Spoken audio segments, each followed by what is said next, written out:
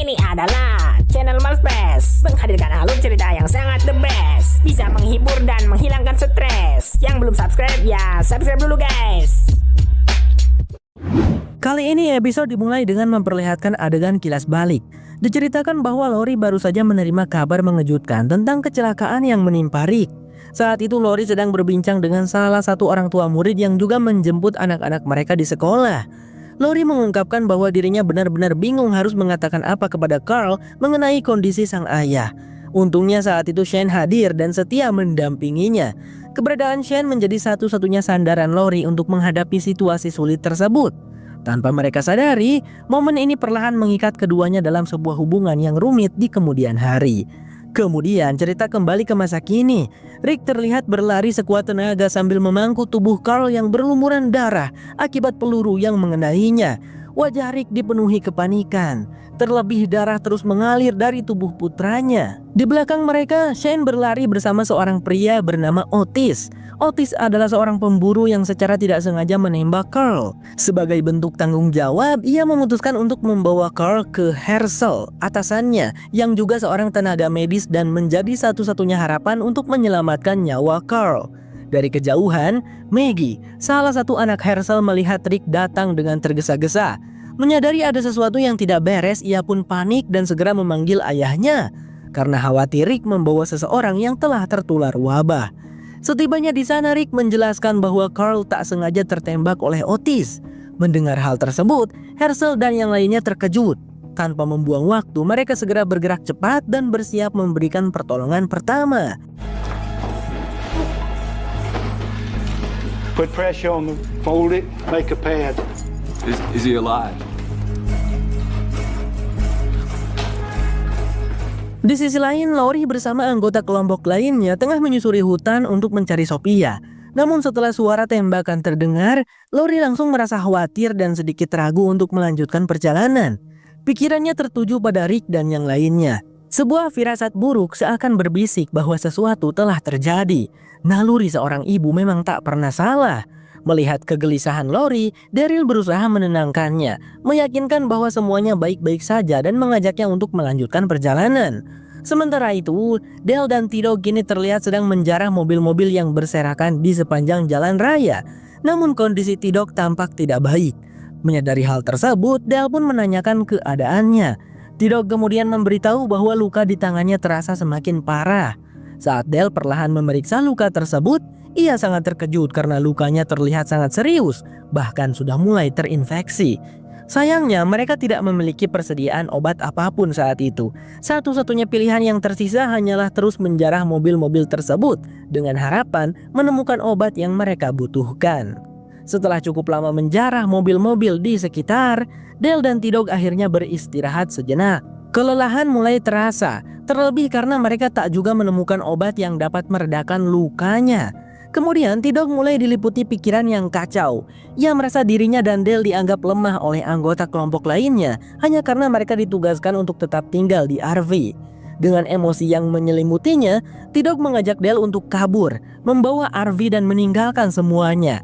Untungnya Dale tetap bersikap tenang. Ia sama sekali tidak terpengaruh dan justru berusaha menyadarkan Tidog, mengingatkannya bahwa selama ini kelompok telah menerima dan memperlakukan mereka dengan baik. Kembali ke Rick. Saat ini ia hanya bisa menunggu Herschel yang sedang menangani anaknya. Wajahnya terlihat cemas, takut sesuatu yang buruk terjadi kepada Carl. Terlebih lagi Lori tidak berada di sisinya saat ini. Awalnya Rick berniat pergi menjemput Lori, namun Shane segera mencegahnya karena saat itu Carl sangat membutuhkan darah Rick. Selain itu Herschel juga melarang Rick berada terlalu jauh dari jangkauannya. Melihat sahabatnya dalam kondisi seperti itu, Shane berusaha menenangkannya, meyakinkan bahwa semuanya akan baik-baik saja. Tak lama kemudian, Herschel akhirnya keluar dari ruangannya. Tanpa basa-basi, ia menjelaskan bahwa kondisi Carl untuk sementara sudah stabil. Namun, peluru yang bersarang di dalam tubuh Carl tetap harus segera dikeluarkan. Terlebih perut Carl yang mulai membengkak menandakan adanya pembuluh darah yang pecah. Oleh karena itu, Herschel harus melakukan operasi pembedahan untuk mengeluarkan peluru tersebut. Carl pun harus dibius karena tanpa pembiusan, rasa sakit yang luar biasa dapat membuatnya meronta dan justru memperparah kondisinya. Sayangnya, persediaan peralatan medis yang dimiliki Herschel sangat terbatas, jauh dari kata cukup untuk melakukan operasi sebesar itu. Satu-satunya tempat yang memungkinkan masih memiliki peralatan tersebut hanyalah RSSMU yang berjarak sekitar 8 km dari lokasi mereka. Namun, tempat itu sangat berbahaya dan kemungkinan besar wabah telah menyebar di sana. Meskipun begitu, Otis sama sekali tidak takut. Sebagai bentuk tanggung jawab atas apa yang telah terjadi, ia memutuskan untuk pergi ke RSSMU dan mengambil peralatan medis yang dibutuhkan, ditemani oleh Shane. Begitu pula dengan Maggie, ia memutuskan untuk menjemput Lori agar Rick bisa merasa lebih tenang. Tanpa membuang waktu, mereka pun bersiap menjalankan misi masing-masing. Setelah perlengkapan siap, Shane dan Otis segera menaiki mobil yang akan mereka kendarai. Kemudian mobil itu perlahan melaju menempuh perjalanan panjang menuju RSSMU.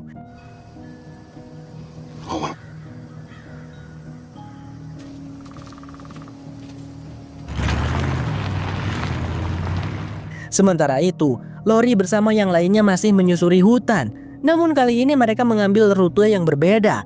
Pencarian terhadap Sophia dihentikan sementara karena hari mulai gelap dan mereka memutuskan untuk kembali ke jalan raya. Di tengah perjalanan, Andrea yang merasa sangat kelelahan berjalan lebih dahulu dari yang lain, tanpa menyadari bahwa dari belakang sesosok zombie perlahan mengikutinya.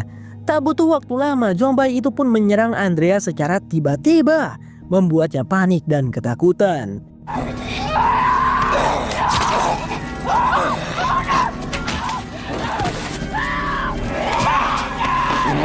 Mendengar teriakan Andrea, Lori dan yang lainnya langsung panik dan bergegas menghampirinya. Setibanya di sana, mereka mendapati Andrea tengah diterkam oleh seekor zombie.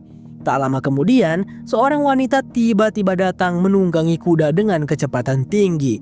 Tanpa aba-aba, ia langsung menyerang zombie tersebut dan menyelamatkan Andrea. Wanita itu adalah Maggie.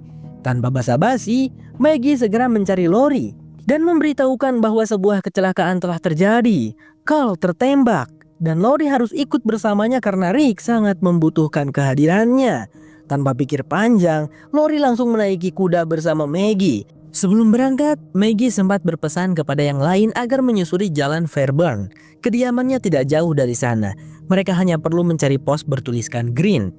Beberapa saat kemudian, Daryl bersama yang lainnya akhirnya tiba kembali di jalan raya. Dengan napas terengah-engah, Glenn menjelaskan kepada Dale apa yang baru saja terjadi tentang Lori yang pergi bersama Maggie.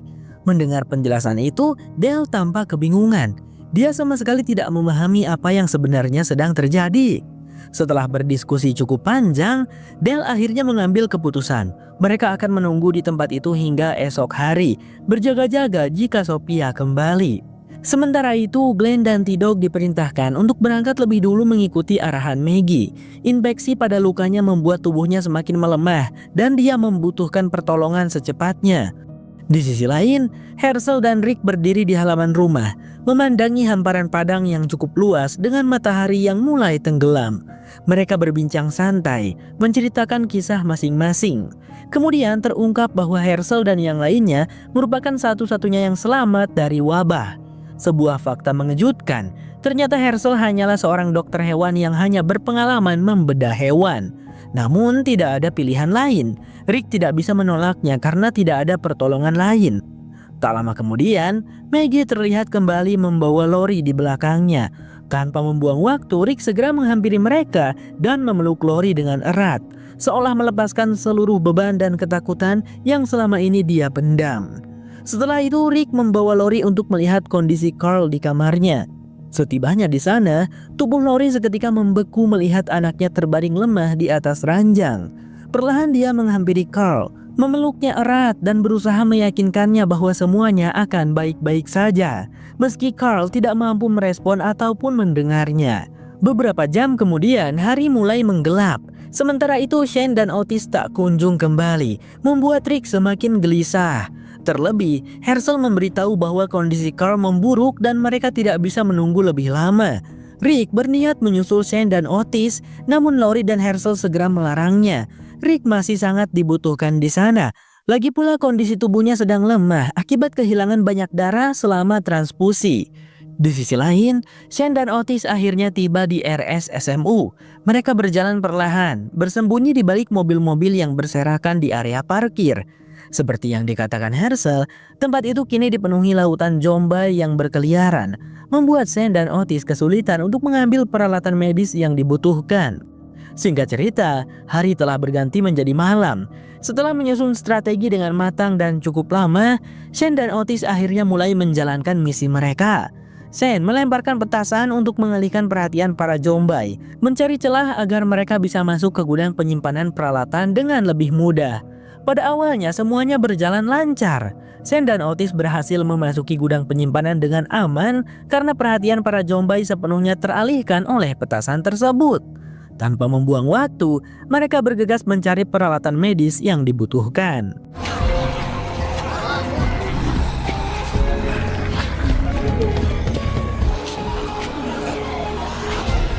Setelah peralatan itu berhasil ditemukan, mereka bersiap untuk kembali. Namun saat pintu dibuka, para zombie itu kini kembali berkeliaran dan perhatian mereka perlahan tertuju pada Shane dan Otis. Meskipun begitu, Shane dan Otis tetap nekat keluar dari gudang, diikuti oleh ribuan zombie yang kini mengejar dari belakang.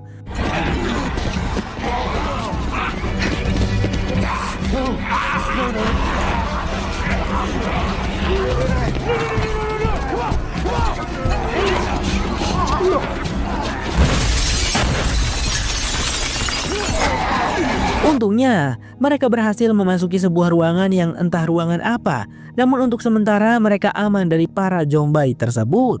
The Walking Dead bersambung.